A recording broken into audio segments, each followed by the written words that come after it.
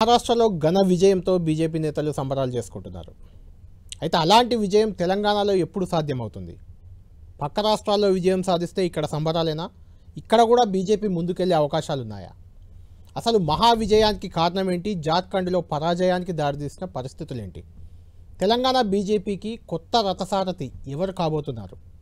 రేపటి నుంచి ప్రారంభమయ్యే పార్లమెంట్ సమావేశాల్లో ఆదాని వ్యవహారం బీజేపీకి సవాల్గా మారబోతుంది. దీన్ని బీజేపీ ఎలా ఎదుర్కోబోతుంది?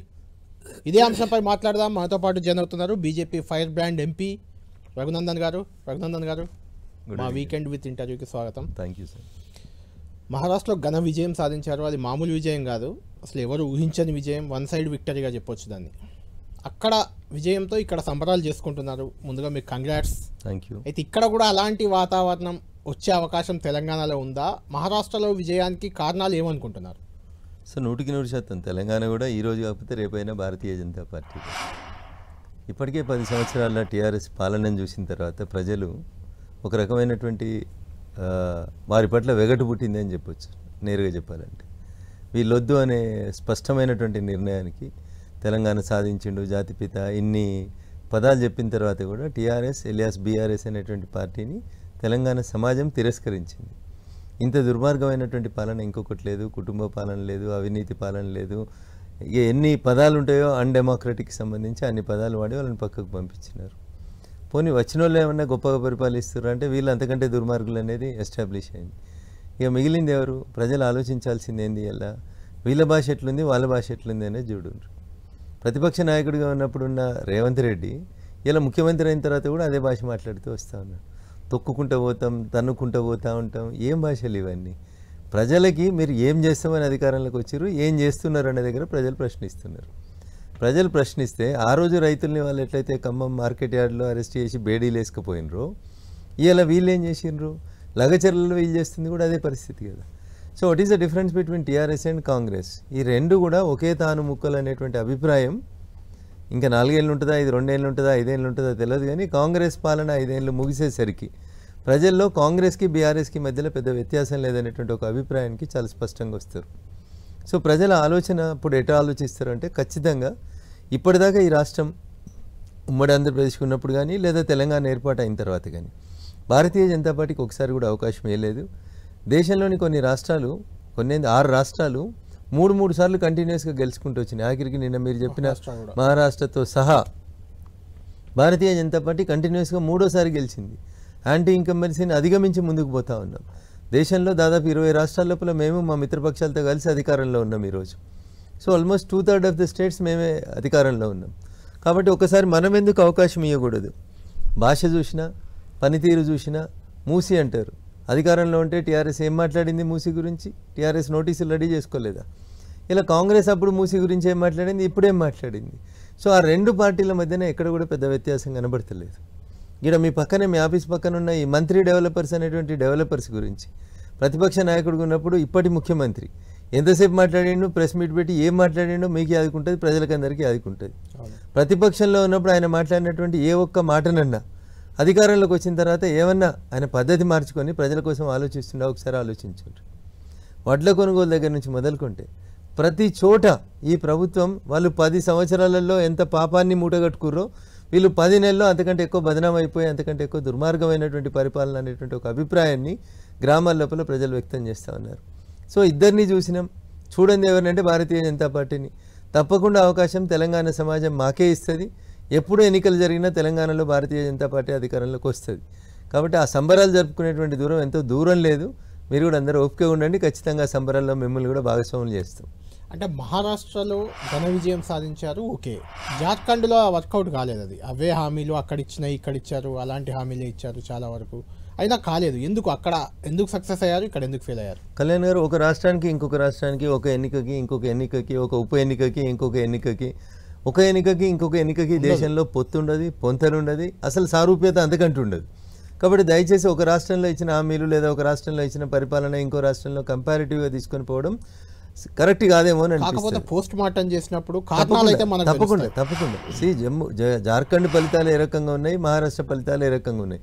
రెండు విభిన్నమైనటువంటి నైసర్గిక స్వరూపాలు ఉన్నటువంటి ప్రాంతాలు. వెస్ట్ బెంగాల్లో ఆల్మోస్ట్ ఎట్లాంటి చొరబడిదారుల పంచాయతీ ఉంటుందో, ఇల్లీగల్ ఇమ్మిగ్రెంట్స్ పంచాయతీ ఉంటుందో, జార్ఖండ్లో కూడా అట్లాంటి ఇల్లీగల్ ఇమ్మిగ్రెంట్స్ పంచాయతీ అక్కడ ఎక్కువ కనబడతా ఉంది. వాళ్ళని దగ్గరికి తీసుకోవడం లోపల కాంగ్రెస్ కూటమి లేదా జేఎంఎం కూటమి సక్సెస్ అయింది. అక్కడ వచ్చినటువంటి ఇల్లీగల్గా వస్తున్నటువంటి ఇమ్మిగ్రెంట్స్కి వాళ్ళు తాయిలాలు ప్రకటించి వాళ్ళని ఓటర్లుగా మార్చి వాళ్ళకి ఆధార్ కార్డులు ఇచ్చి ఓట్లు ఇచ్చి వాళ్ళతోటి వీళ్ళ అధికారాన్ని కాపాడుకునేటువంటి ప్రయత్నంలో భాగంగా అక్కడ జరిగింది. యాక్చువల్గా మీరు జార్ఖండ్ చరిత్రను చూస్తే జార్ఖండ్లో ఎప్పుడూ రెండోసారి తన ప్రభుత్వాన్ని ఏ పార్టీ కూడా నిలబెట్టుకోలేకుండా వచ్చింది ఇప్పటిదాకా. కానీ ఈసారి కొంత మార్పు కనబడింది. ఎందుకు కనబడింది అంటే ఇల్లీగల్గా ఇమ్మిగ్రెంట్స్ ఎవరైతే వస్తూ ఉన్నారో వాళ్ళంతా కూడా కాంగ్రెస్ వైపు, కాంగ్రెస్ చేస్తున్నటువంటి మోసపూరితమైన హామీల వైపు మొగ్గు చూపిండ్రు. ఏమైనప్పటికీ ప్రజలు ఇచ్చినటువంటి తీర్పును స్వాగతిస్తాం. ఖచ్చితంగా మీరు అన్నట్టు అంతర్గతంగా మా పార్టీ వితిన్ ద 4 వాల్స్ జరిగే చర్చల లోపల జార్ఖండ్లో ఏం జరిగిందనేది పార్టీ ఖచ్చితంగా చర్చించుకుంటుంది. లాక్యునాస్ ఎక్కడుంటే అక్కడ వాటిని సరిదిద్దుకునేటువంటి ప్రయత్నం చేస్తుంది. అంటే జార్ఖండ్లో మీరు ఇల్లీగల్ ఇమిగ్రెంట్స్ గురించి చెప్తున్నారు. అయితే మీరు కక్ష సాధింపు చర్యలతో హేమంత్ సోరెన్ని జైల్లో పెట్టారు. ఆ సానుభూతి, ఆ సింపతి వర్కౌట్ అయింది. బీజేపీకి గుణపాఠం చెప్పాలనుకున్నారు. అలా మీరు ఎక్కడ చేసినా అలాంటి ఫలితాలే ముందు ముందు వస్తాయని ఒక హెచ్చరిక మీకు వస్తుంది. భారతీయ జనతా పార్టీకి ఏ నాయకుని అరెస్ట్కి మధ్యలో పొత్తుండదు, సంబంధం ఉండదన్న. మీడియాలో దయచేసి మీడియా మిత్రులందరూ కూడా నేను సవినయంగా చేసేటువంటి ఒక వకీలుగా చేసేటువంటి విజ్ఞప్తి, భారతీయ జనతా పార్టీ ఎందుకు అరెస్ట్ చేస్తుంది? నేరం చేసినటువంటి వ్యక్తిని పోలీసులు అరెస్ట్ చేస్తారు, కోర్టులు జ్యుడిషియల్ కస్టడీ ఇచ్చి జైలుకు పంపిస్తాయి. నేరానికి పోలీసు వాళ్ళకి, రాష్ట్రానికి లేదా కేంద్రానికి లేదా కేంద్ర ప్రభుత్వ సంస్థలకి మధ్యలో జరిగేటువంటి సంఘటనలకి భారతీయ జనతా పార్టీ జైలుకు పంపించింది, భారతీయ జనతా పార్టీ జైలుకు పంపించింది అన్న మీలాంటి విఘ్నులు కూడా ఇట్లా మా మీద ఆరోపణలు చేస్తే దానికి ఏదో ప్రజలు బదిలా తీసుకున్నారని చెప్తే ఏముంటుంది అన్న? మీడియాను మేము చేస్తున్న ఆరోపణ కాదు. ఎవరు చేసి? మీరు విపక్షంలో ఉన్నప్పుడు, మీరు కాంగ్రెస్ అధికారంలో ఉంటే ఇలాంటి ఆరోపణలే చేస్తారు.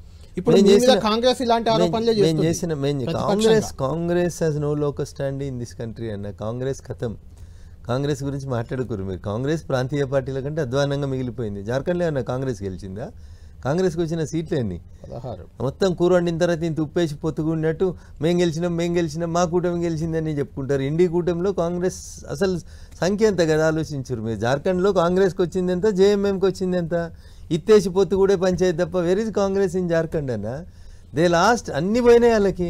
మహారాష్ట్రలో కూడా అంతే, సింగిల్ డిజిటో లేకపోతే 10 సీట్లు వచ్చినట్టున్నాయి, డబుల్ డిజిట్కి వచ్చినట్టు. ఏమున్నారన్న? అధికారంలోకి వచ్చేసినాం అని చెప్పిన కాడ ఏముంది చెప్పురు అక్కడ?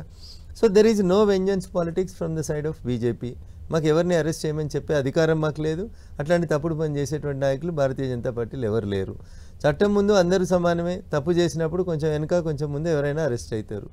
ఇట్లా మాట్లాడి మన రాష్ట్రంలో కూడా కొంతమంది ఏమైనా మీరు అందరూ చూసారు. కాబట్టి ఏది పడితే అది మాట్లాడడం ఫ్యాషన్గా తీసుకోకుండ్రి. Investigating agencies have that liberty. వాళ్ళ ఇన్వెస్టిగేషన్లో వాళ్ళకి ఎవరి మీదనైతే నేరం ఆరోపించబడుతుందో వాళ్ళని అరెస్ట్ చేస్తారు.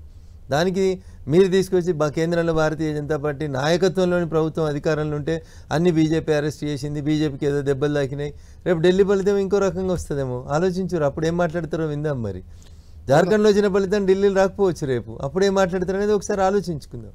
అందుకనన్నా ఒక రాష్ట్రానికి ఇంకొక రాష్ట్రానికి, ఒక అరెస్ట్కి ఒక కేసుకి ఇంకో కేసుకి, ఒక నాయకునికి ఇంకొక దానికి మధ్యలో అస్సలు పొత్తుండదు, సంబంధం ఉండదన్న.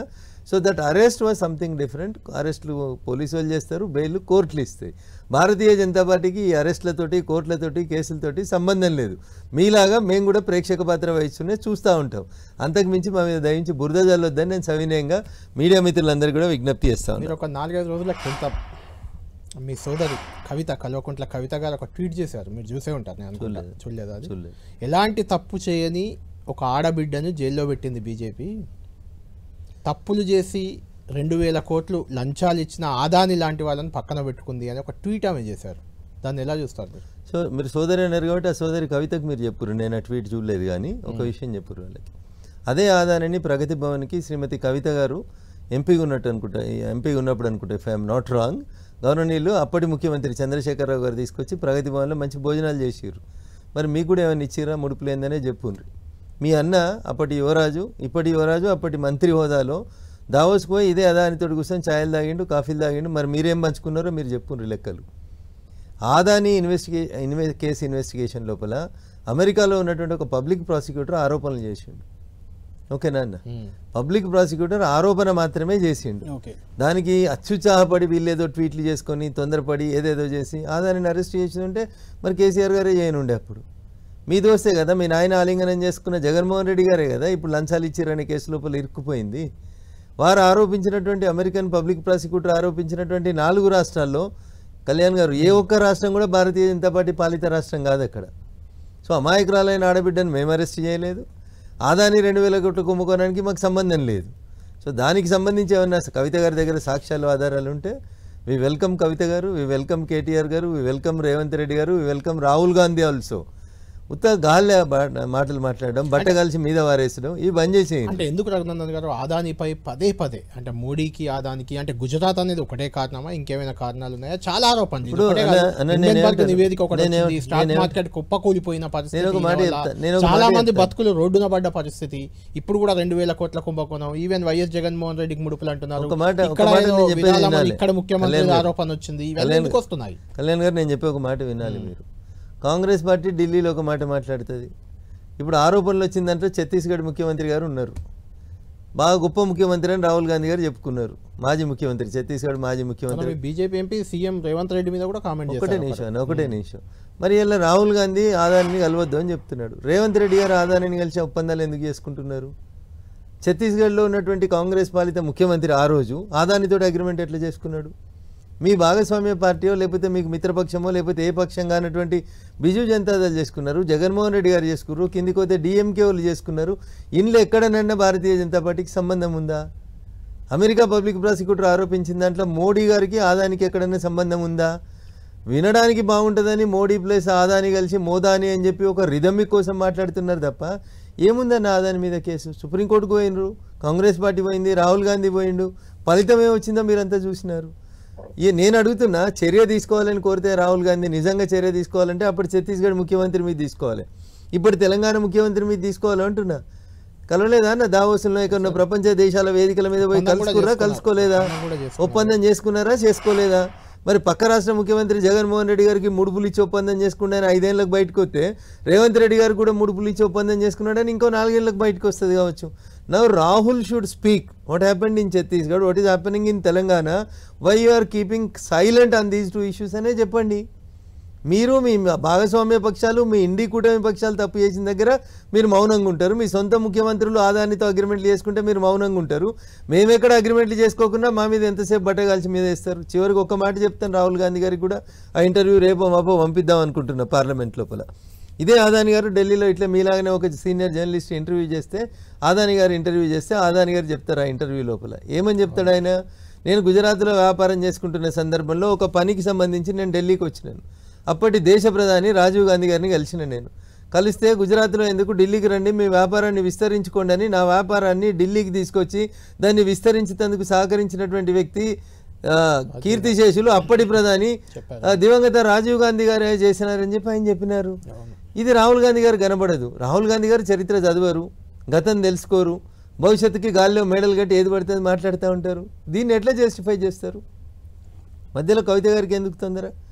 ఆదాని ఏమని ఉంటే భారత ప్రభుత్వం సెబీ ఇన్వెస్టిగేషన్ చేస్తుందని చెప్పి చేసుకుంటారు. వేరే దేశాలలో తప్పులు జరిగితే ఆ దేశాలలో ఇన్వెస్టిగేటింగ్ ఏజెన్సీస్ ఉన్నాయి. భారతదేశానికి ఇండియన్ పీనల్ కోడ్ ఉన్నట్టు అమెరికాకు క్రిమినల్ ప్రొసీజర్ కోడ్ ఉంది, వాళ్ళు చూసుకుంటారు కదా. తొందర ఎందుకు అంటున్నా? అంటే రఘునందన్ గారు మీకు గుర్తుండే ఉంటుంది, గత పార్లమెంట్ సెషన్లో కూడా ఈ ఆదాని హిండన్బర్గ్ వివాదమే మెయిన్ అయింది. చాలాసార్లు వాయిదాలు కూడా పార్లమెంట్ పడుతూ వచ్చింది. రేపటి నుంచి మళ్ళీ సెషన్ ఉంది. ఇదే అంశాన్ని కాంగ్రెస్ మళ్ళీ ఎత్తుకునే అవకాశం ఉంది. ఇది బీజేపీ ఎలా ఎదుర్కోబోతుంది? ఇప్పుడు ఆడలేక మధ్యలో ఓడినట్టు, ఏం లేనోడు, ఏం మాట్లాడాలనో తెలియనోడు ఏదో లొలిపెట్టి పార్లమెంట్ లోపల బయటకు వెళ్ళిపోవాలనుకుంటే మేమేం చేస్తామన్నా? ప్రజలు మనకు ఓట్లేసింది బాధ్యతాయుతమైనటువంటి చర్చలు జరపమని అడుగుతున్నారు. See when you're talking about Hindenburg అనే ఒక పేపర్ గురించి మాట్లాడుతున్నారు. హిండన్బర్గ్లో ఒక ఆర్టికల్ వచ్చిందని మాట్లాడుతున్నారు. నేనంటున్నా, షేర్ మార్కెట్లో ఒక దళారి అతను జార్జ్ సొరేన్ అనేటువంటి ఒక దళారి ఒక ఆర్టికల్ రాస్తాడు. జార్జ్ సొరేన్ రాసినటువంటి ఆర్టికల్ హిండన్బర్గ్లో ప్రచురితం అవుతుంది. దాన్ని రాహుల్ గాంధీ గారు పట్టుకొని దేశమంతా ధర్నాలు చేయరని ముఖ్యమంత్రులు, మాజీ ముఖ్యమంత్రులు, పీసీసీ అధ్యక్షులకు చెప్తాడు. ఈ రాహుల్ గాంధీ గారు అమెరికాకు పోతే ఈయన టూర్ మొత్తం ఆర్గనైజ్ చేసేది, మీటింగ్ కార్ నుంచి ప్రతిదీ ఆర్గనైజ్ చేసేది, ఎక్కించుకొని తిరిగి కారు దాకా మొత్తం జార్జ్ సొరేన్ కారే ఉంటుంది అక్కడ. So it is the link between George Soren, Hindenburg and Rahul Gandhi. ఇది మేము దేశ ప్రజల ముందు ఉంచబోతా ఉన్నాం. నీకు ఒక హిండన్బర్గే కనబడితే నేను ఇంకో పేపర్ కూడా కనబడ్డది నాకని చెప్పిన లాస్ట్ టైం కూడా, నేను బ్లిడ్జ్ అని ఒక పేపర్ కనబడ్డది. మీరు హిండన్బర్గ్ గురించి మాట్లాడితే బ్లిడ్జ్ గురించి కూడా మాట్లాడాల్సి వస్తుంది కదా. ఒక విదేశీ పత్రిక నీకు అంత దగ్గర అయితే ఇంకొక విదేశీ పత్రిక నీ గురించి కూడా మాట్లాడింది కదా, దాని గురించి కూడా మాట్లాడాలా వద్దా? సో కాబట్టి కాంగ్రెస్ మాట్లాడేందుకు ఏం లేక చర్చించేందుకు ఏం లేక, రాబోయేటువంటి వక్ఫ్ బిల్లు మీద ఏం మాట్లాడాలనో తెలియక, దేన్ని గౌరవించక కాంగ్రెస్ ఒకవేళ అడ్డగోలుగా పోతే ఖచ్చితంగా సీనియర్ ఉన్నారు, స్పీకర్ గారు ఉన్నారు, వాళ్ళు చూస్తారు తప్పకుండా. దేశ ప్రజల ముందు వాళ్ళ నాటకాలని ఖచ్చితంగా దేశ ప్రజల ముందు ఉంచుతాం, ఎండగడతాం.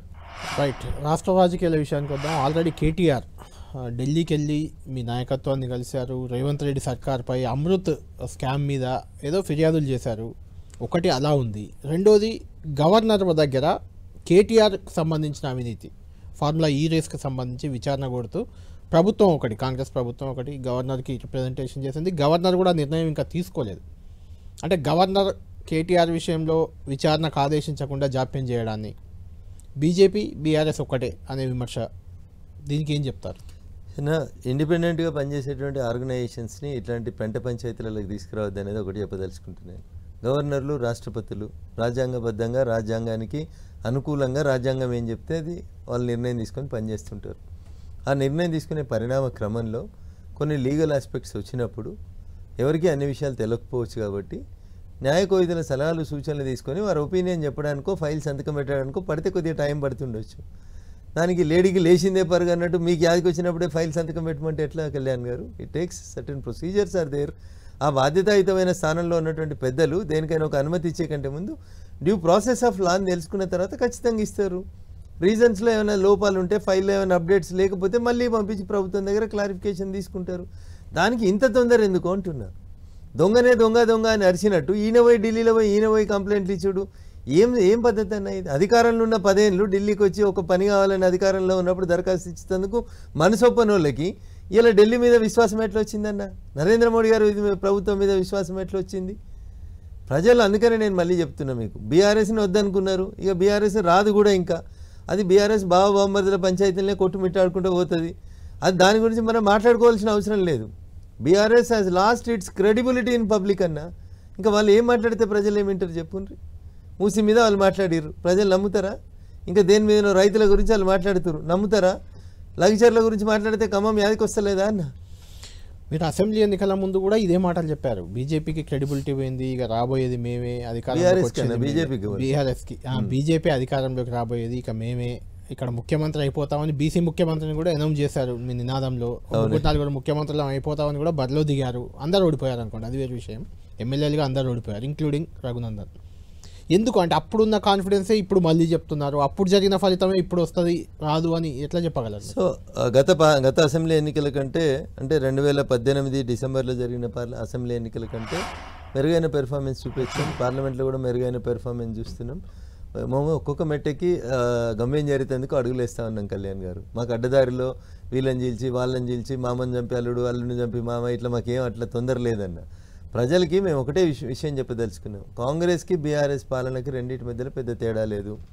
రెండు కూడా భారత ప్రభుత్వం ఇచ్చేటువంటి పైసల మీదనే ఆధారపడి పనిచేస్తే తప్ప ఇంకొకటి కాదు. మంచి జరిగితే వాళ్ళు చేసినట్టు చెప్పుకుంటారు, చెడు జరిగితే కేంద్రం చేసిందని మా మీద పడి ఏడవడం తప్ప ఇలా రెండు కాంగ్రెస్ బీఆర్ఎస్కి రెండింటికి మధ్యన పెద్ద వ్యత్యాసం లేదు. కాబట్టి ప్రజలకి మేము సవినయంగా చేసేటువంటి అప్పీల్, ఓ గుజరాత్ చూడుర్రి, ఒక ఉత్తరప్రదేశ్ చూడుర్రి, లేకపోతే హర్యానా చూడుండ్రి, మా పాలనను చూడుండ్రి, లేకపోతే ఢిల్లీలో నరేంద్ర మోడీ గారి నాయకత్వాన్ని చూడుండ్రి, గల్లీలో మేము గెలిచిన తర్వాత మేము పడుతున్నటువంటి మీకోసం పడుతున్నటువంటి పనితీరుని చూడుండ్రి, మాకు అవకాశం ఇవ్వండి అని చెప్తున్నాం. ప్రజలు ఈసారి మమ్మల్ని విశ్వసిస్తారనేటువంటి విశ్వాసం నాకుంది. అంటే రఘునందన్ గారు, మహారాష్ట్రలో 2 అంశాలు మిమ్మల్ని ప్రధానంగా గెలిపించాయని చెప్తుంటారు. రాజకీయ విశ్లేషకులు అంతా అదే చెప్తారు. ఒకటి, కలిసి ఉంటే బలపడతాం, విడిపోతే మనం ఓడిపోతాం, బలహీనపడతాం, నష్టపోతాం, ఇలాంటి ప్రచారం. అంటే హిందువులందరినీ పోలరైజ్ చేసి, మహారాష్ట్రలో కొంచెం హిందువుల సెంటిమెంటు, హిందుత్వ నినాదం కూడా కొద్దిగా ఎక్కువనే ఉంటుంది, దాన్ని ఎక్కువగా వాడుకున్నారని ఒకటి. రెండవది, అక్కడున్న ప్రధాన పార్టీలు 2, శివసేన, ఎన్సీపీ ప్రాంతీయ పార్టీలు. ఆ రెండింటిని నిలువుగా చీల్చి అందులో నుంచి ఒకరిని, ఇందులో నుంచి కొంతమందిని తీసుకొని వాళ్ళని కలుపుకొని బలపడ్డారు. అది కూడా వర్కౌట్ అయింది అనేది. అదే ఆ రెండు ఏ ఆస్పెక్ట్లు ఉన్నాయో ఆ రెండింటిని కూడా తెలంగాణలో ఇంప్లిమెంట్ చేసేందుకు బీజేపీ ప్రయత్నం చేస్తుంది. ఇక్కడ కూడా హిందుత్వ పోలరైజేషన్ కోసం ప్రయత్నాలు చేస్తుంది. ఆ తర్వాత పార్టీలను కూడా కాంగ్రెస్ బీఆర్ఎస్ చీల్చే అవకాశం ఉంది. మీరు రాజకీయాలు వేరు, ఊహాగానాలు వేరు, మతం వేరు, హిందుత్వం వేరు. మహారాష్ట్ర ఎన్నికల గురించి మాట్లాడుకోవాలంటే, మహారాష్ట్రలో నేను ఇందాకనే చెప్పినట్టు భారతీయ జనతా పార్టీ 3వసారి అధికారంలోకి వచ్చినటువంటి పార్టీ. పోయిన అసెంబ్లీ ఎన్నికలలో కూడా, మొన్న జరిగిన ఎన్నికల కంటే ముందు జరిగిన అసెంబ్లీ ఎన్నికలలో కూడా శివసేన ఉద్ధవ్ ఠాక్రే గారి నాయకత్వంలో మాతో కలిసి సీట్ల పంపిణీ చేసుకొని పోటీ చేసినాం. అవును. మేము 103, 104 సీట్లు మేము గెలిచినాం. 53, 54 సీట్లు ఉద్ధవ్ ఠాక్రే గారికి సంబంధించిన శివసేన పార్టీ గెలిచింది. సో మెజారిటీ స్థానాలు గెలిచినాం. ఇద్దరం కలిసి ఎన్నికల కంటే ముందు పొత్తు పెట్టుకున్నాం, అధికారంలోకి వచ్చినాం. పాలించాల్సింది భారతీయ జనతా పార్టీ శివసేన కూటమి కలిసి అక్కడ రాష్ట్రంలో అధికారాన్ని కొనసాగించమని ప్రజలు క్లియర్ మ్యాండేట్ ఇచ్చినారు.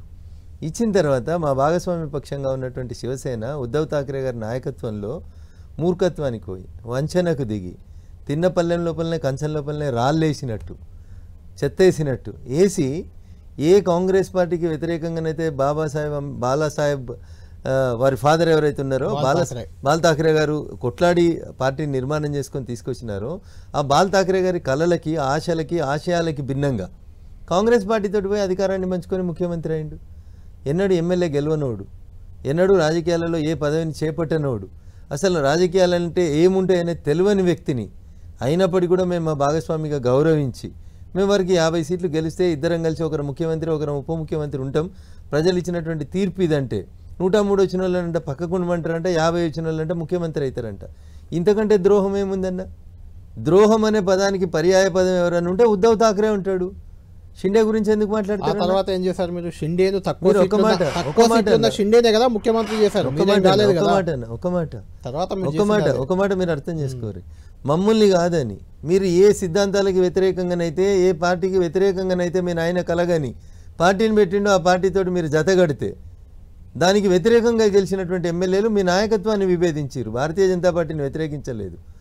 మనం భారతీయ జనతా పార్టీతో కలిసి పోటీ చేసిన ఎన్నికలలో మనం ప్రభుత్వాన్ని ఏర్పాటు చేస్తే భారతీయ జనతా పార్టీతో కలిసి చేయాలి. మీరు చేసింది ద్రోహం అని వాళ్ళ నాయకుడు ఉద్ధవ్ ఠాక్రేకి చెప్పి ఆయనను మోసగాడని చెప్పి షిండే గారు బయటకు వస్తే ప్రతి ఒక్కడు తెలంగాణలో ఒక షిండే వచ్చిందని ఒక ఆయన అంటాడు, ఇంకొక ఆయన బీజేపీకి మద్దతు ఇవ్వాలి. మీరు షిండేకి మద్దతు ఇచ్చారు. అక్కడ మేమేమంటున్నాం, ప్రజలు మాకు మ్యాండేట్ ఇచ్చారు. అయినప్పటికీ మేము షిండే గారు ఉద్ధవ్ ఠాక్రే గారి నుంచి విడిపోయి వచ్చినటువంటి షిండే వర్గానికి మేము నాయకత్వం ఇచ్చినాం, మిత్రపక్షాలను గౌరవిస్తామని చెప్పి షిండే గారి నాయకత్వంలో పరిపాలన జరిగింది. ప్రజలు మెచ్చిండ్రు. మళ్ళోసారి అధికారంలోకి వచ్చినాం.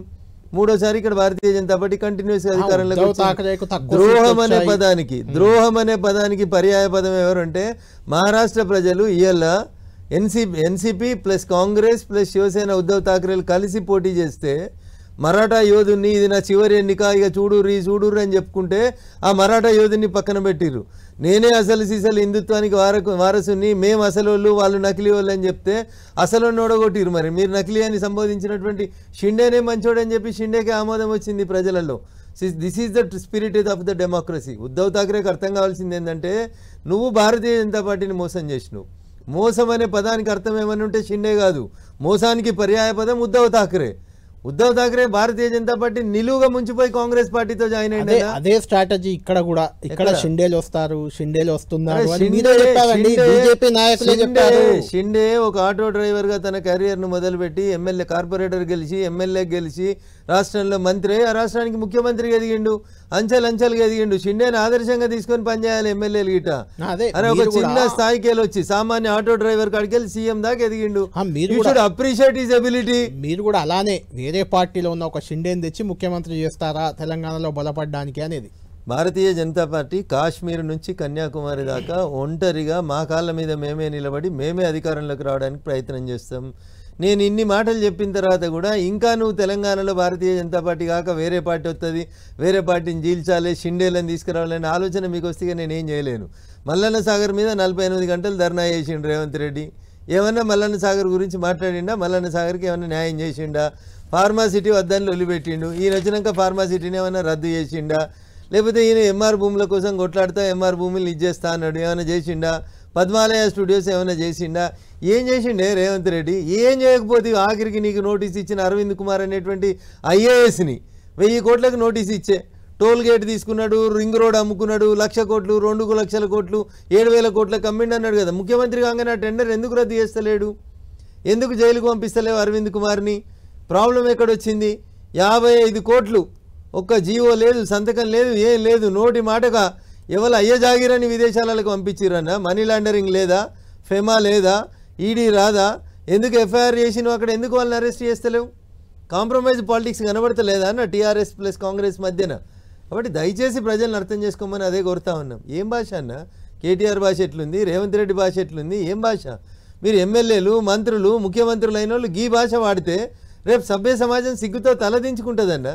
అందుకని దయచేసి ఒకసారి ఆలోచించమని చెప్తా ఉన్నాం మేము తెలంగాణ సమాజానికి. Definitely we're for the poor only. Poorest of the poor should be served first. మేము వస్తే అంత్యోదయ గరీబుల కోసం నిలబడేటువంటి పార్టీ భారతీయ జనతా పార్టీ. వీళ్ళు వాటాలు పంచుకునేందుకు కుటుంబ పాలన కోసం వీళ్ళు చేసుకుంటున్నారు. ఢిల్లీ కప్పం కడుతున్న ఆయన అంటాడు, ఈయన చేస్తున్నాడని ఈయన అంటాడు.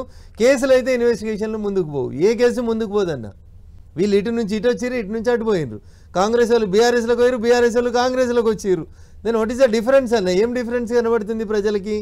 ఈ రెండు కూడా ఒకటే తాను ముక్కలు. కాబట్టి మిగిలింది ఆలోచించాల్సింది, ప్రజలు పట్టం కట్టాల్సింది, న్యాయంగా నీతివంతమైనటువంటి పాలన కోసం, పేదలు లేనటువంటి సమాజం కోసం పనిచేసేటువంటి పార్టీ భారతీయ జనతా పార్టీ. కాబట్టి 100% మాకు షిండేలొద్దు, తాకరేలొద్దు, మేమే సొంతంగా తెలంగాణలో భారతీయ జనతా పార్టీ అధికారంలోకి వస్తుంది. రైట్. రఘునందన్ గారు, రాష్ట్ర రాజకీయాలకే వద్దాం. ఇక రేవంత్ రెడ్డికి బలమైన మద్దతుదారు, బీజేపీలో ఉన్న బలమైన మద్దతుదారు ఎవరన్నా ఉన్నారంటే రఘునందన్, బండి సంజయ్ అనే ఒక ప్రచారం ఈ మధ్య చాలా ఎక్కువగా జరుగుతుంది.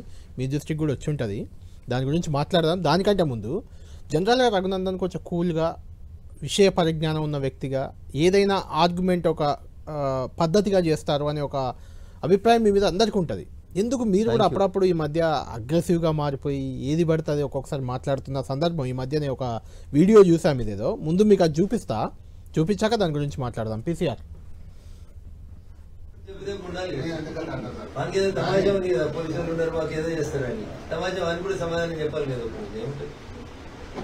ఏమిటి వాటి పోర్పాటు చేయని పోర్టు డ్రెస్ పాస్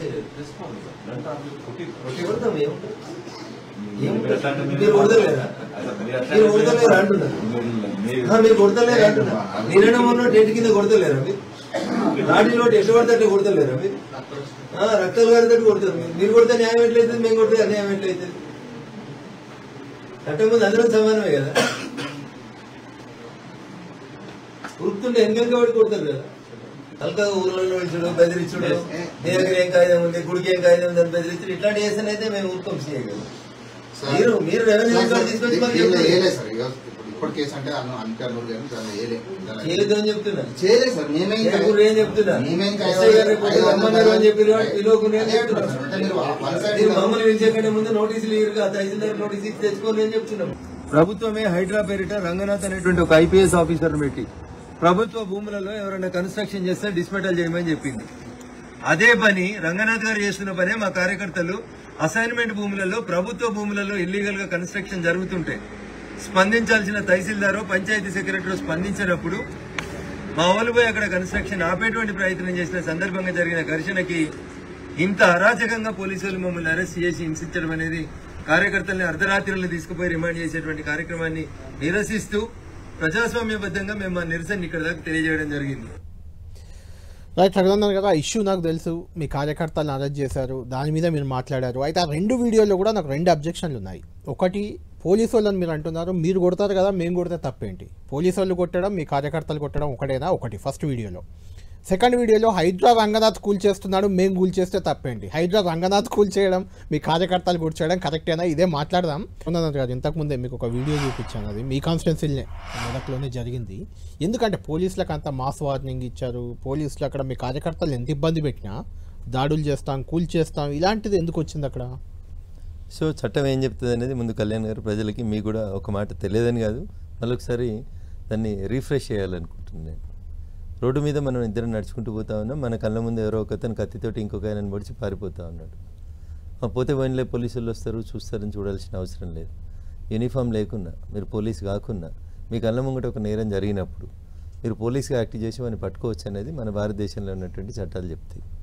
మీ కళ్ళ ముందు నేరస్తుడు వారిపోతుంటే నువ్వు పట్టుకున్నావు అనుకోనా, నువ్వెందుకు పట్టుకున్నావు అని అడిగే అధికారం పోలీసు వాడికి ఉండదు.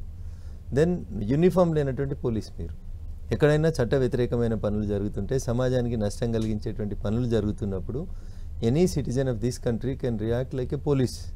తీసుకుపోయి నేరస్తుని సంబంధిత దగ్గరున్న పోలీస్ స్టేషన్లో అప్పచెప్పవచ్చు. మీరంతా యూనిఫామ్ లేని లేదా మనమంతా యూనిఫామ్ లేని పోలీసు వాళ్ళని, అది గుర్తుపెట్టుకోరు ఫస్ట్ ఆఫ్ ఆల్. నేను అక్కడ చెప్పిన మీకు నచ్చని లేదా మీరు కాంట్రడిక్ట్ అయిన 2 విషయాలు చెప్పినారు మీరు. నేను అక్కడ అగ్రెసివ్గా మాట్లాడలేదు. పోలీసులతో నేను చెప్పినటువంటి అంశం ఏంటంటే, అక్కడ గొడవ జరగలేదు బేసికల్గా. నేను మా వాళ్ళు కొడితే తప్పేంది అని అడిగిన నేను. ఆ ఆవేశంలో ఆ గొడవలో ఆ బాధలో అడిగి ఉంటా నేను. మీరు అక్కడ ఏదో నాన్ బెయిలబుల్ కేసులు పెట్టి మా వాళ్ళని రిమాండ్ చేస్తారు కదా. 4 ఇటుకలు పచ్చిగున్న ఇటుకలు గోడను నూకేసిర్రు వాళ్ళు. ఏ గోడ? అసైన్మెంట్ భూములలో గోడ కడుతుంది. కన్స్ట్రక్షన్ అవుతుంటే పంచాయతీ సెక్రటరీకి చెప్పారు, తహసీల్దార్కి చెప్పారు, ఎవరికి చెప్పినా పట్టించుకోకపోతే గోడలు లేస్తూ ఉంటే రేపు మళ్ళీ స్లాబ్ అయిన తర్వాత ఆపడం కష్టమవుతుందని వీళ్ళు పోయి ఒక గోడని నెట్టేసిండ్రు. పొద్దున కట్టిన గోడ కాబట్టి పచ్చిటికలు ఉంటాయి కాబట్టి పడిపోయింది. దానికేం గడ్డపారలు వాడలేదు, లేకపోతే గొడ్డలి కొడవలి పార తట్ట ఎవరి మీద దాడి చేయలేదు, ఎవరిని కొట్టలేదు. నేను అదే చెప్పిన, మా వాళ్ళు ఎవరిని కొట్టలేదు తిట్టలేదు. పచ్చిగా ఉన్న ఒక గోడని ఇట్లా నెట్టేస్తే ఆ గోడ పడిపోయింది. అది పడగొట్టి మేము నిరసన చెప్పినాం. అక్కడ వాళ్ళు తప్పు చేస్తారు, ఆపాల్సినటువంటి యంత్రాంగం ఆపలేదు. ఈ దేశంలో లేదా ఈ రాష్ట్రంలో ఒక చట్టం అమల్లోకి వస్తుంది, మీరు చూస్తున్నారు కదా. చట్టాన్ని చేతిలోకి తీసుకోవడం కాదా? అది ఎట్లయితుంది? మేము అసైన్మెంట్ భూమిలో కన్స్ట్రక్షన్ జరుగుతుంటే ఆపుమని రిపీటెడ్ గా చెప్తే ఎవరు ఆపకపోతే కూల్చేయచ్చా? అడ్వకేట్ కూడా యంత్రాంగం ఎవరు స్పందించకుంటే ఇష్యూని ప్రభుత్వం దృష్టికి తీసుకురావడానికి ముందు పంచాయతీ సెక్రటరీకి చెప్పినాం, తహసీల్దార్కి చెప్పినాం, పోలీసు వాళ్ళకి చెప్పినాం. అన్న ఊర్లో పల్లెటూర్లలో కోర్టులకు పోయి కొట్లాడి వకీళ్ళని పెట్టుకునేంత కెపాసిటీ సామాన్య ప్రజలకు ఉండదు.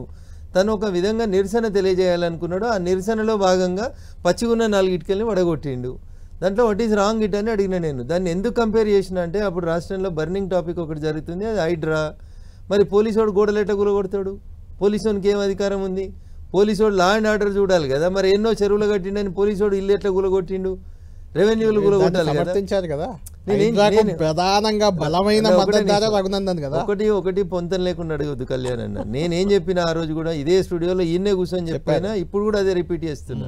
చెరువులు, కుంటలు, నాలాలు, వరదలకు అడ్డంగా కట్టినటువంటి కన్స్ట్రక్షన్స్ కొనసాగిస్తే ఈ దేశంలో ఎకలాజికల్ ఇంబ్యాలెన్స్ వస్తుంది. మొన్న చూసినటువంటి వయనాడు, అంతకుముందు చూసిన ఉత్తరాఖండ్, అంతకుముందు చూసిన కేదార్నాథ్లో కళ్ళ ముంగట మనుషులు కొట్టుకుపోయి చచ్చిపోతున్నారు. ఈ భాగ్యనగరం ఇంకో 10 కాలాల పాటు విరాజిల్లాలంటే ఇలా ఢిల్లీ ఏముందన్న?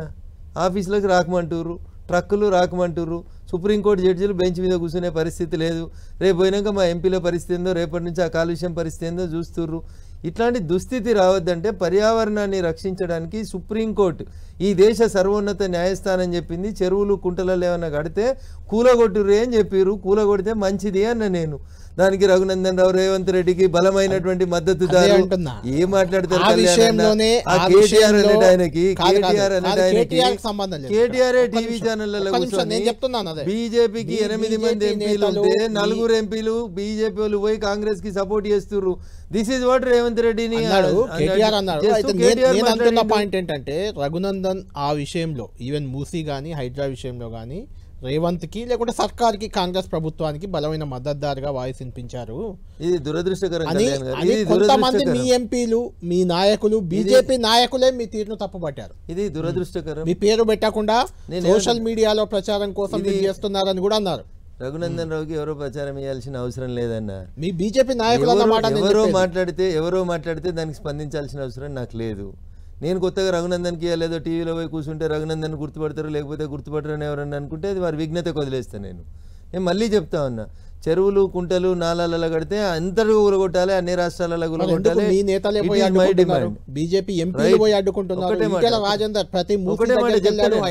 అన్న హైడ్రా వేరు మూసీ వేరు కళ్యాణ్ గారు, మీరు అర్థం చేసుకుంటలేరు. మీరు అర్థం చేసుకుంటలేరు. హైడ్రా వేరు మూసీ వేరు. అవును, మూసీ శుద్ధీకరణ లేదా మూసీ సుందరీకరణ పేరిట ముఖ్యమంత్రి గారు చెప్తున్నటువంటి మాటలకి చేతలకి మధ్యన పొంతన లేదు.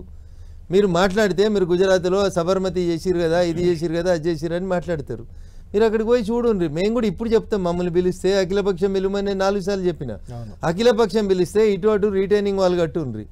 దాంట్లో మురుగు నీరు దాంట్లోకి రాకుండా మూసీలోకి ముందు ఎస్టీపీ ప్లాంట్లను కట్టి నీళ్ళని శుద్ధి చేసి దాంట్లోకి వదులుండ్రి. నిజంగా కూడా మీరు ఈ రిటైనింగ్ వాల్స్ కట్టిన తర్వాత దాని లోపల ఇల్లు కట్టుకుని ఎవడన్నా దశాబ్దాల నుంచి ఉన్న పేద కుటుంబాలు ఉంటే వాళ్ళకి ప్రత్యామ్నాయ ఏర్పాట్లు చూపెట్టండి అంటున్నాం.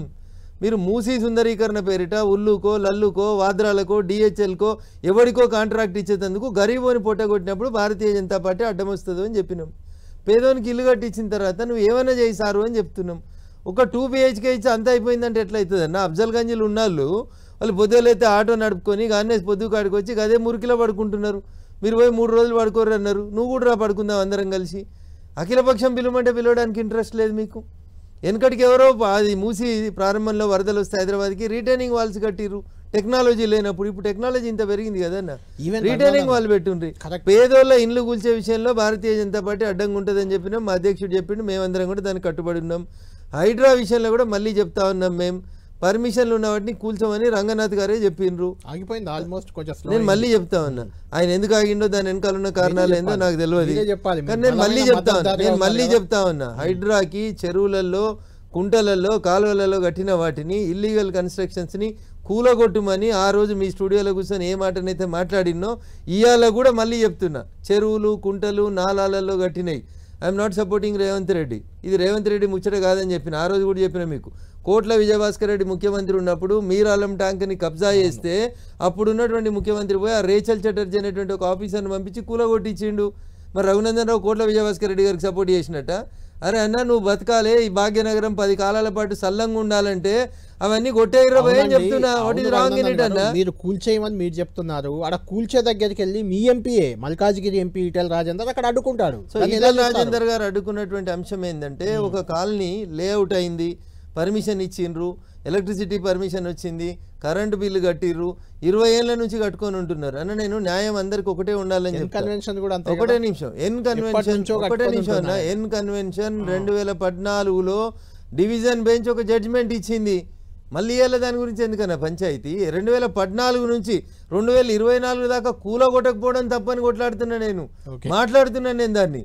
నేను మాట్లాడే మాటల్ని వక్రీకరించేదో రఘునందన్ రేవంత్కు మద్దతుదారుడు, కేటీఆర్కి ఏం మాట్లాడాలో చేతగాక ఈయన మాట్లాడితే ఎట్లా? ఈ ఫార్ములా కార్లలో 55 కోట్లు ఇచ్చినా తప్పు అని చెప్పు.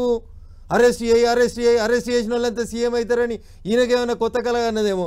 రేవంత్ రెడ్డి అట్లే ముఖ్యమంత్రి అయిన, రేపు మా భావన్ కాదని నేను ముఖ్యమంత్రి అవుతాని బామ్మరిది ఏమన్నా ఆగమాగమై అరెస్ట్ చేయి బరాబర్ అరెస్ట్ కావాలి, బరాబర్ కేటీఆర్ అరెస్ట్ కావాలి. ఈ ఫార్ములా కార్ రేసులో ఎవని పైసలు 55 కోట్లు ఎందుకు రేవంత్ రెడ్డి అరెస్ట్ చేస్తలేడు కేటీఆర్ని? ఇద్దరు ఏమైనా ములాఖత్ అయినరా? చెప్పాలి మరి. పర్మిషన్ ఇవ్వాలి కదా దేనికోసం? విచారణకి ఇస్తాం, తప్పకుండా ఇస్తాం. లీగల్ ఇష్యూస్ చూసిన తర్వాత తప్పకుండా ఇస్తాం. దానికంటే ముందు దాంట్లో డబ్బులు ఇచ్చిన అరవింద్ కుమార్ని ఎందుకు అరెస్ట్ చేస్తలేవు? అరవింద్ కుమార్ ఎవరు? నీకు 1000 కోట్లకు నీకు నాకు ఇద్దరికి నోటీసులు పంపించిండా లేదా? రింగ్ రోడ్ టోల్ గేట్ల మీద మాట్లాడితే నోటీస్ ఇచ్చిండా లేదా?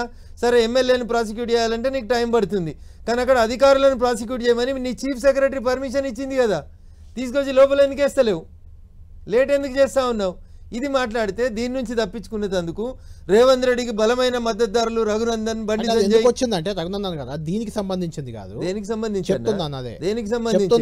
లగిచెర్లకు పోయేటువంటి నైతిక హక్కు అన్న నేను అడుగుతున్నా. నేను నా ప్రశ్నకు నువ్వు సమాధానం చెప్పు. లగిచెర్లకు పోయి రంకెలేసే హక్కు హరీష్ కో కేటీఆర్కో ఉందా అన్న? మల్లన్న సాగర్లో ఊర్లు ఖాళీ చేసినప్పుడు రాత్రిపూట సిగ్నల్ బంద్ చేసి పోలీసు వాళ్ళని పెట్టి ఇంటికో డీసీఎం పెట్టి రాత్రిలు ఊర్లు ఖాళీ చేయించిన ఈ బామర్దులకి ఇలా లగిచర్లకు ఏడిచేటువంటి హక్కు ఉందా అన్న? You don't have local stand ఏమంటున్నా? ఖమ్మంలో రైతుల్ని బేడీలు వేసుకొని గుంజుకపోయిన దుర్మార్గమైనటువంటి పాలన మీరు వచ్చి ఇలా అయ్యో అని బొచ్చ కొట్టుకొని ఏడుస్తుండు. బతికున్నప్పుడు అవకు బువ్వ పెట్టని మీరు సచినంక పిన్నమ్మకు బంగారు గాజులు చేపిస్తా నేర్చుకుంటూ తిరుగుతుండు కేటీఆర్ అనేట ఆయన. గిదా అరెస్ట్ చేస్తే నేను ముఖ్యమంత్రి అవుతా, మా బావని నేను ఓవర్టేక్ చేస్తా అని ఆశపడుతున్నట్టున్నాడు. తప్పు చేసినోడు ఎవడైనా బావైనా బామ్మరిదైనా పోవలసిందే. టైం దగ్గరకు వచ్చినప్పుడు పోతారు, ఒకరోజు వెనక ఒకరోజు ముందు. రా, నేను హైదరాబాద్లోనే ఉన్నా, పోయినాక తెలుస్తుంది, కొద్దిగా ఓపిక ఉంటుంది, పోతాడు. ఒక కాలర్ మనకు అందుబాటులో ఉన్నారు, చాలా మంది కాలర్స్ మీతో మాట్లాడడానికి సిద్ధంగా ఉన్నారు. సిద్దిపేట నుంచి సత్యం గౌడ్ మనకు అందుబాటులో ఉన్నారు. సత్యం గౌడ్ గారు, గుడ్ ఈవినింగ్. మీ క్వశ్చన్ నేరుగా రఘునందన్ గారిని అడగండి. నమస్తే సార్. రగన్న నమస్తే. నమస్తే సత్యం అన్న, చెప్పే. నా బాగున్నారన్న. మిమ్మల్ని మేము ఎంపీ ప్రచారంలో మేము నంగూరులో కలిసాం మిమ్మల్ని. థ్యాంక్ యూ అన్న, చెప్పే. మీరంటే నాకు ప్రత్యేక అభిమానం. థ్యాంక్ యూ, మీ అభిమానానికి ధన్యవాదాలు. స్టార్ట్ అయినప్పుడు నేను తెలంగాణ ఉద్యమంలో చాలా కీలక పాత్ర పోషించాను. మీలాగానే ఈ కల్వకుంట్ల ఫ్యామిలీ తోటి చాలా 10 ఏళ్ళు దోసుకెళ్తున్నారన్న. ఈ తెలంగాణ వాస్తవానికి తెలంగాణ మీ గురించి మీరు ఎంత పోరాడారో ఇలా మీరు ఇలా ఆ స్థాయికి ఢిల్లీలో చక్రం తిప్పిరన్న. ఢిల్లీలో చక్రం ఎవరు తిప్పుతా అనుకున్నారో వాళ్ళు మైనస్ అయ్యారు, మిమ్మల్ని తొక్కాలనుకున్నారు వాళ్ళు మైనస్ అయ్యారు. ఈ రోజు మీరు ఢిల్లీలో తెలంగాణ ఉద్యమంలో మీరు బాగా పనిచేశారు, మిమ్మల్ని తొక్కాలని వాళ్ళు చూశారు, మీరు సక్సెస్ అయ్యారు, వాళ్ళు ఫెయిల్ అయ్యారు, ఆనందం వ్యక్తం చేస్తున్నారు. సత్యం న్యూటన్ థర్డ్ లా చెప్తున్నాడు, ఒక బంతిని ఎంత గట్టిగా కిందికి కొడితే అంతే గట్టిగా అంతే వేగంగా పైకి ఎగిరొస్తుంది అన్న. చాలా రిథమిక్గా చెబుతురు. ఈడీలు, బోడీలు, మోడీలు, ఎవడెత్తడో రాన్రి, ఏం పీక్తారో పీకుర్రు, ఇట్లే మాట్లాడిర్రు అన్న. ఇంతకంటే గలీజ్ భాషలు మాట్లాడిర్రు. సో ఇప్పుడు ఎవరెక్కడ ఉన్నారో తెలుస్తుందండి. అందుకని ప్రజాస్వామ్యంలో దయించిన అదొక విజ్ఞప్తి ప్రతిపక్షంలో ఉన్న వాళ్ళకు, పాలక పక్షంలో ఉన్న వాళ్ళకు. ఈ ఎక్తం, తొక్తం, పీక్తం ఇట్లాంటి భాష దయించి మాట్లాడకూడదు. అది చూడడానికి, వినడానికి కొంచెం అసహ్యంగా ఉంది. సో ఎవరో ఒకరు అట్లా మాట్లాడిరని మనం కూడా అదే భాషలో మాట్లాడడం అనేది వాళ్ళిద్దరికీ సంస్కారం కాదు.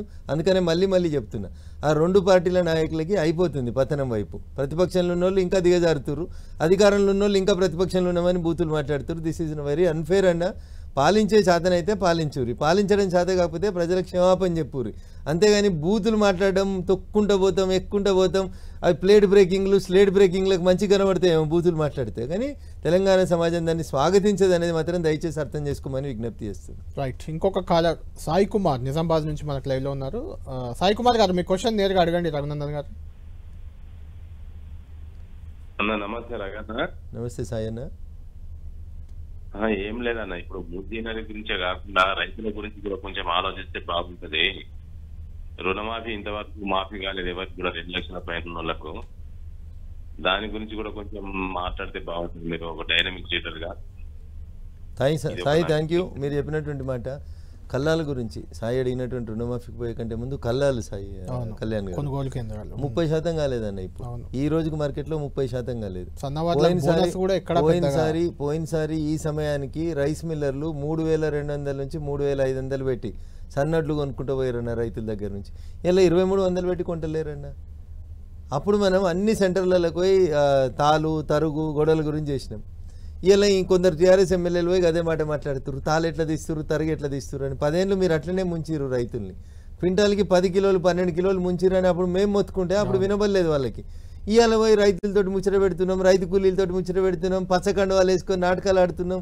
ఎవరు నమ్ముతాడన్నా నిన్ను? 100 ఎలుకల్ని తిన్న తర్వాత పిల్లి చెప్పిందంట. 100 ఎలుకల్ని తిన్న తర్వాత పిల్లి చెప్పిందంట కాశీ పోయి గంగల మునిగి వచ్చేదో పాప ప్రక్షాళన చేసుకుంటా అని. You should be corner at every point. ప్రతిదీ ప్రభుత్వాన్ని తప్పు పట్టడం వదిలేసి ప్రధాన ప్రతిపక్షాన్నే తప్పు పడుతున్నారు. మీరు తప్పు పట్టలేదని అంటే కాంగ్రెస్ పార్టీ 30% వడ్లు కొనుగోలు లేదు, రైతు బంధు లేదు, 30%. ఒక్క నిమిషం అని. అందుకని ఏం చెప్పిన వాళ్ళు 10 ఏళ్ళలో ఎంత పాపం కట్టుకురో వీళ్ళు 10 నెలల్లో అంతే కట్టుకురో అని చెప్పిన. ఇంకా చాలదా అన్న? అదని తెలుస్తలేదా? ఇప్పుడు సాయి ఫోన్ చేసి ఏమడిగిండు, 2 లక్షల కంటే పై చిలుకున్నటువంటి రైతులకి రుణమాఫీ కాలేదని. దానికి రఘునందన్ అవసరం లేదు. ఏ ఊరికి పోయి నువ్వు మైకు పెట్టినా ప్రతి రైతు చెప్తాడు, ప్రతి రైతు తన ఆవేదన చెప్తా ఉన్నాడు. నేనేం అడుగుతున్నాను, పోయినసారి ఈ టైంకి 3,200, ఇలా 2,300 కొంటలేరు సన్నడ్లు. ఇంకా ఇవాళకి దాదాపు 45 రోజుల తర్వాత 30% వడ్లు కొనుక్కోలేదన్న. నేను 2 చేతులు జోడించి మీ 10 టీవీకి ఒక విజ్ఞప్తి చేయదలుచుకున్నా. నిజంగా మీరు ప్రజల పక్షాన్ని ఉండదలుచుకుంటే నేషనల్ హైవే మీద చేగుంట దగ్గర దిగుండ్రి. చేగుంట దగ్గర దిగి భూంపల్లి అక్బర్పేట అనే ఒక ఊరు వస్తుంది. అందాక మీ కెమెరా తీసుకొని చేగుంట దగ్గర దిగి లెఫ్ట్కి టర్న్ అవుతారు. మీరు టర్న్ అయిపోయే కాడ కెమెరా ఆన్ చేయండి. అక్కడి నుంచి దాదాపు 15 కిలోమీటర్లు అది డబుల్ రోడ్డు, సగం రోడ్డు మీద వడ్లు. ఒక 10 ఊర్లు మీకు రోడ్ల మీద రైతులు కనబడుతున్నారు లేదా? పంపాలి సార్, రేపు మీరు పంపాలి. చేగుంట దగ్గర నుంచి మొదలుకుంటే రుక్మాపూర్, ఇబ్రాహింపూర్, బోనాల, కొండాపురం మీదకి వెళ్ళి కాజీపూర్ నుంచి భూంపల్లి దాకా ఒక్కసారి రైతుల కష్టం రైతులతో మాట్లాడి పంపిస్తాం. తప్పకుండా పంపిస్తాం. సుధాకర్ కర్నూలు నుంచి ఒక సుధాకర్ కాలర్ అందుబాటులో ఉన్నారు. సుధాకర్ గారు అడగండి మీరు రఘునందన్ గారిని. సార్ నమస్తే సుధాకర్ గారు, చెప్పండి సార్. నమస్కారం సార్. నమస్తే సార్. కర్నూలు సార్ నాది. చెప్పే సుధాకర్ అన్న చెప్పు సార్. కర్నూలు సార్ మాది ఏపీ. చెప్పండి, మీ టీవీ వాల్యూమ్ తగ్గించండి, చెప్పండి. ఏం లేదు సార్, ఊకే ఖాళీ అదే మీరు స్పందన బాగుంటుంది అందుకే ఫోన్ చేయాలి సార్, అంతే. Thank you. ఇలా కర్నూలులో వరదలు వచ్చినాయి, మీకు యాదుకుండాలి. ఆ నది, అక్కడ పోయేటువంటి నది వెడల్పు ఎంత, విస్తీర్ణం ఎంత మీరు ఒకసారి చూసిర్రు. ఆ నది నీళ్లు కర్నూలుని సగం ముంచెత్తినాయి, యాదుకుంచుకోండి. ఇగో ఇది ఎకలాజికల్ ఇంబ్యాలెన్స్. కళ్యాణ్ గారు నేను చెప్పదలుచుకుంది, ఇట్లాంటి ఎకలాజికల్ ఇంబ్యాలెన్స్ జరగకూడదని. నేను చెరువుల్ని కుంటల్ని కాపాడమంటే మీరు దాన్ని తీసుకుపోయి రఘునందన్ రేవంత్కి సపోర్ట్ చేసిండు, రఘునందన్ హైడ్రాకి సపోర్ట్ చేసిండు, రఘునందన్ రంగనాథ్కి సపోర్ట్ చేసిండు. ఎవరికి నచ్చినట్టు వాళ్ళు ట్రోల్ చేసుకునే ప్రయత్నం చేస్తూ ఉన్నారు. నేను చాలా కాన్ఫిడెంట్గా ఉన్నాను. నేను మాట్లాడిన దాంట్లో ఒక్క అక్షరం తప్పున్నా నేను నా మాటల గురించి నేను చర్చకు ఎవరితోటైనా చర్చించేందుకు నేను సిద్ధంగా ఉన్నా. ఎకలాజికల్ సైన్స్ ఆ రోజు కూడా మీతో చెప్పిన, నేను ఒక సైన్స్ టీచర్గా ఎకలాజికల్ ఇంబ్యాలెన్స్ జరగొద్దు అన్న. ప్రకృతి పర్యావరణం దెబ్బతింటే మేము పార్లమెంట్ నడుస్తుంటే చూసినామన్నా, వయనాడులో బురదల కొట్టుకుపోయిరన్న, జనం దొరకలేదన్నా డెడ్ బాడీలో. ఆ దుస్థితి రావద్దు భాగ్యనగరానికి అన్నా. అది తప్పు అయితే దానికి మీరు పార్టీలో రంగు కలిపితే నన్ను కొంచెం ఇంకెవరితో సంబంధం అంటగడితే అది మీ విఘ్నత. నేనేం రైట్. చేస్తాను? తెలంగాణ కాదు ఏపీ నుంచి కూడా మీకు అభిమానులు ఉన్నారు. సుధాకర్ గారు మీరు బాగా మాట్లాడతారని కాల్ చేశారట. అంతే. వేణుగోపాల్ రెడ్డి సూర్యాపేట నుంచి అందుబాటులో ఉన్నారు. ఒక కాల్. వేణుగోపాల్ రెడ్డి గారు అడగండి. సార్ చెప్పండి వేణన్న. నమస్కారం సార్. నమస్కారం సార్.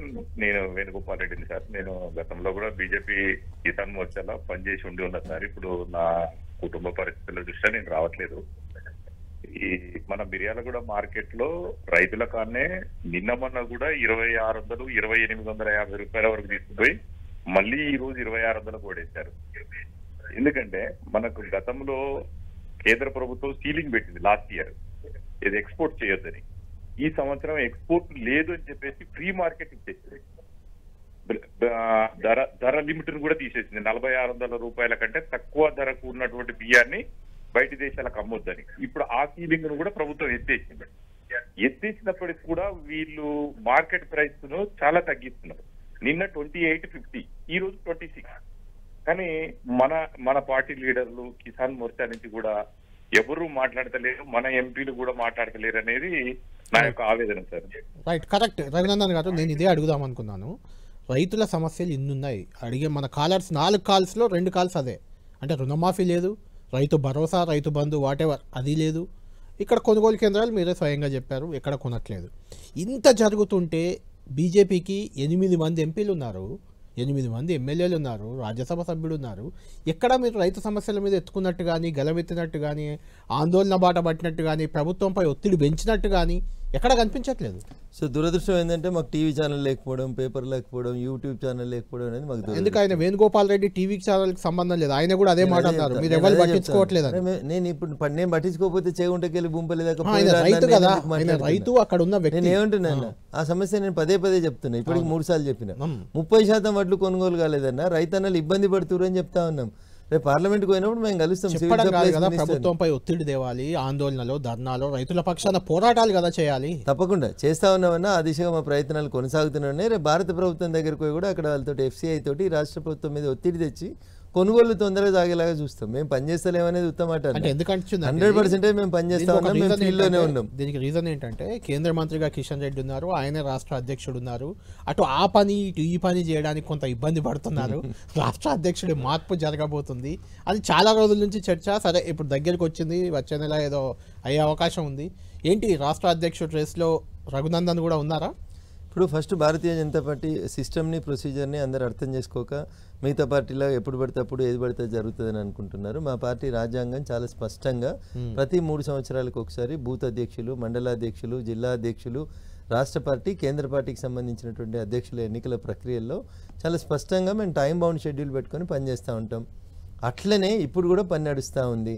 ఇప్పుడు బూత్ అధ్యక్షుల ఎంపిక కార్యక్రమం నడుస్తూ ఉంది. బూత్ అధ్యక్షుల ఎన్నిక తర్వాత మండలాధ్యక్షులు, మండలాధ్యక్షుల తర్వాత జిల్లా అధ్యక్షులు, ఇవన్నీ కూడా టెంటేటివ్గా December 10th, 15th కల్లా పూర్తవుతాయి. అన్నీ అయిపోయిన తర్వాత రాష్ట్ర అధ్యక్షుడు వస్తాడు. ఇవన్నీ డిసెంబర్ మాసం లోపల దేశవ్యాప్తంగా పూర్తయిన తర్వాత జనవరిలో భారతీయ జనతా పార్టీ ఆల్ ఇండియాకి కొత్త అధ్యక్షుడు వస్తారు. ఇది మా ఎన్నికల షెడ్యూలు. భారతీయ జనతా పార్టీ రాజ్యాంగంలో ఉన్నటువంటి విధానం ఇది. 3 సంవత్సరాలకు ఒకసారి సభ్యత్వ నమోదులు, మండల అధ్యక్షులు, బూత్ అధ్యక్షులు, శక్తి కేంద్రాలు, జిల్లా అధ్యక్షులు మారుస్తారు. మీరు డిసెంబర్లో జరగాల్సిన ప్రక్రియను తీసుకుపోయి జూన్లో మొదలుపెట్టిర్రు. తెలంగాణ బీజేపీ కొత్త అధ్యక్షుడు, తెలంగాణ బీజేపీ కొత్త అధ్యక్షుడు అని అన్న టీవీ ఛానళ్ళు అడిగినప్పుడల్లా మేము అధ్యక్షుల్ని మార్చుకోము. మా అధ్యక్షుడు మారేది 3 సంవత్సరాలకు ఒకసారి, దానికి ఒక డ్యూ ప్రొసీజర్ ఉంటుంది. ఆ ప్రొసీజర్ ప్రకారం ఎన్నికల ముందు సడన్ గా మార్చేస్తారు కదా. మార్చలేదు కిషన్ రెడ్డి గారు, మార్చలేదు. అప్పటికి బండి సంజయ్ గారు 3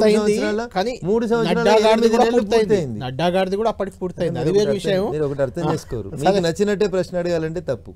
బండి సంజయ్ గారు 3 సంవత్సరాలు పూర్తి కాకముందు పార్టీ మార్చలేదు. నడ్డా గారి తప్పుడు సంకేతాలు పంపొద్దు మీరు. నడ్డా గారిది కూడా 3 సంవత్సరాలు పూర్తి అయినాక సంజయ్ గారు ఇంక 8 నెలలు కూడా అధ్యక్షునిగా చేసిండ్రన్న. ఆ తర్వాత ఎన్నికల అవసరాల రీత్యా కిషన్ రెడ్డి గారిని తెచ్చిపెట్టినారు. నడ్డా గారికి పదవి ఎక్స్టెన్షన్. ఇప్పుడు రాష్ట్ర అధ్యక్షుడి రేసులో ఉన్నారా రఘునందన్? ఈయన రేసు పరుగు పందెం కాదన్న.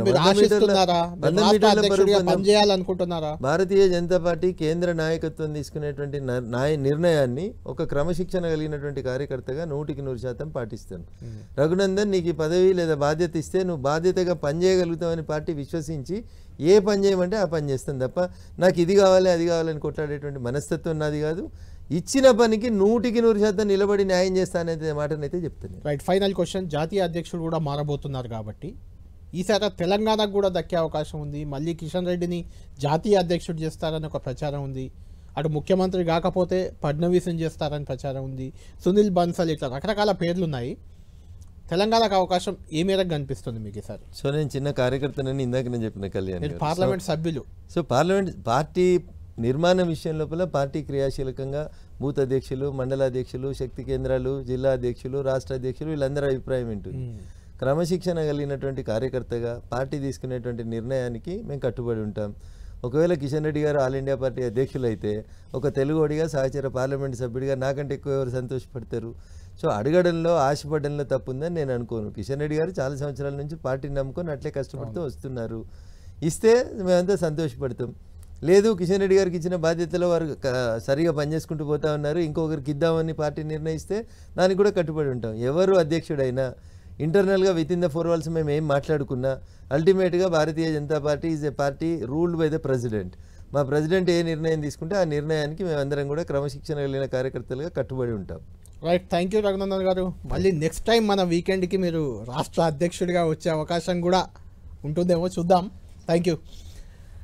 మొత్తానికి రానున్న రోజుల్లో తెలంగాణలో ఖచ్చితంగా పాగా వేస్తామని ధీమాతో రఘునందన్ గారు ఉన్నారు. ముఖ్యంగా రేవంత్ రెడ్డితో తనకు ఎలాంటి సంబంధం లేదని ఒక క్లారిటీ మాత్రం ఆయన ఇచ్చారు. ప్రజా సమస్యలపైనే తాను పోరాడుతుంటాను, ప్రజల కోసం అవసరమైతే ప్రభుత్వానికి మద్దతు ఇస్తాను, లేదంటే ప్రతిపక్షాన్ని తూర్పారబడతానని కూడా ఆయన చెప్తున్నారు. కానీ ఎక్కువగా టార్గెట్ మాత్రం ఆయన బీఆర్ఎస్నే చేస్తున్నట్లు కనిపిస్తుంది రాష్ట్ర ప్రభుత్వం కంటే కూడా. మరి దానికి కారణాలు ఏంటి అనేది మనం చూడాలి. థ్యాంక్ యూ రఘునందన్ గారు, థ్యాంక్ యూ వెరీ మచ్. ఇది వీకెండ్ విత్ రఘునందన్.